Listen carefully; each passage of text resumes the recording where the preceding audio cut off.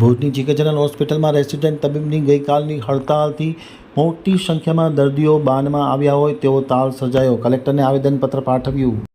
ભુજની GK general હોસ્પિટલમાં ગઈકાલે રેસિડેન્ટ તબીબો અચાનક કોઈપણ કારણોસર હડતાલ ઉપર ઉતરી ગયા છે. આ હડતાલ ઉપર ઉતરી જવાના કારણે હજારો ગરીબ દર્દીઓના સ્વાસ્થ્ય ઉપર ખતરો તોળાઈ રહ્યો હોવાની વાત આજે બહુજન આર્મી સામાજિક એકતા મિશનના પદાધિકારી અને પ્રમુખ લખન ધુવાએ આમતક ટીવી સાથેની વાતચીતમાં ઉચ્ચારી હતી. તેમણે જણાવ્યું હતું કે અદાણી હોસ્પિટલના રેસિડેન્ટ ડૉક્ટરો અવારનવાર કોઈપણ નજીવા કારણોસર અને નજીવા ઇસ્યુમાં તેઓ હડતાલ ઉપર ઉતરી અને સમગ્ર હોસ્પિટલને બાનમાં લેતા હોય છે, જે ઘટના ખૂબ જ દુઃખદ છે. આવી રીતના રેસિડેન્ટ ડૉક્ટરો હડતાલ ઉપર જાય ત્યારે જે દર્દીઓને હક મળેલા છે તેમનું હનન થતું હોવાની વાત પણ તેમણે ઉચ્ચારી હતી. સમગ્ર ઘટનાને લઈને બહુજન આર્મી સામાજિક એકતા મિશન ભારતના પ્રમુખ લખન ધુવા, દત્તેશભાઈ ભાવસાર સહિતના લોકો આજે અમરનાથ ઉપવાસ પર જીકે હોસ્પિટલની સામે ઉતર્યા હતા અને દરમિયાનમાં 1 વાગે જિલ્લા કલેક્ટર અમિત અરોરાને એક આવેદનપત્ર પાઠવવાનો કાર્યક્રમ પણ યોજવામાં આવ્યો હતો. પાઠવેલ આવેદનપત્રમાં લખન ધુવા, દત્તેશ ભાવસાર સહિતના લોકોએ આખી સમગ્ર હોસ્પિટલની ઘટનાનો ચિતાર આપ્યો હતો અને તાત્કાલિક લખન ધુવા છે, બહુજન આર્મી સંગઠનનો સંસ્થાપક છું. છેલ્લા 6 વર્ષથી જીકે જનરલ હોસ્પિટલ એ ખરેખર અદાણી પાસે ન જવી જોઈએ, પ્રાઇવેટ ન થઈ જવું જોઈએ. એ હોસ્પિટલને મોદી સાહેબે પોતાના મિત્ર અદાણીને સપોર્ટ કરી અને કચ્છની જનતા સાથે દગો કર્યો. આજનો મુદ્દો એ છે કે જીકે જનરલ હોસ્પિટલમાં તારીખ 16ના રાતના 11 વાગે જે રેસિડેન્ટ ડૉક્ટરો છે એ બધા હડતાલ ઉપર ચાલ્યા છે. કાલે ત્યાં કને હું પોતે જઈ આવ્યો. 15 થી 20 લોકો વેન્ટિલેટર ઉપર છે. નાના ભૂલકાઓ નવજાત શિશુઓ છે NICUમાં એડમિટ છે, એ પણ વેન્ટિલેટર ઉપર છે.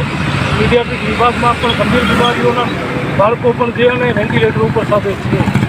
તો ભારતના બંધારણની કલમ 21 જે રાઇટ ટુ હેલ્થ અને રાઇટ ટુ લાઈફનો મૌલિક અધિકાર આપે છે, એટલે આરોગ્ય અને જીવન જીવવાનો મૌલિક અધિકાર ભારતનું બંધારણ આપે છે.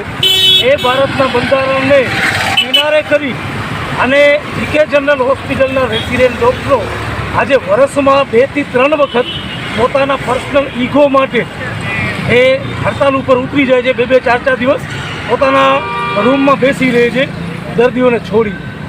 જ્યારે કોઈ પણ ગંભીર બીમારીવાળો દર્દી હોસ્પિટલમાં એડમિટ હોય એને છોડી અને ડૉક્ટર ચાલ્યો જાય તો એક કાયદાકીય ગુનો બને છે.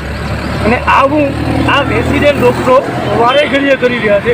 એના વિરોધમાં આજે અમારા સંગઠન અને અમારા સંગઠનના સાથીઓ સાથે સામાજિક કાર્યકરો, આગેવાનો પણ મારી સાથે અહીંયા ધરણા ઉપર બેઠા છે.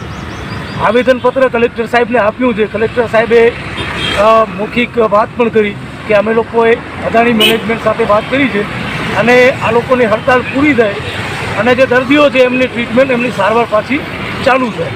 પણ મુદ્દો એ છે કે જે કચ્છના નથી, અહીંયા કને ભણવા માટે આવ્યા છે, જે લોકો એના ફાધર મધરે કરોડો રૂપિયાનો ખર્ચો કર્યો છે, એ લોકો જે ભણવાનું છે એ છોડી અને પર્સનલ ઈગો માટે એક નાના ઇસ્યુ માટે 300 થી 400 પેશન્ટને છોડી અને પોતે પોતાના રૂમ ઉપર આરામ કરતા હોય એ વાત યોગ્ય નથી.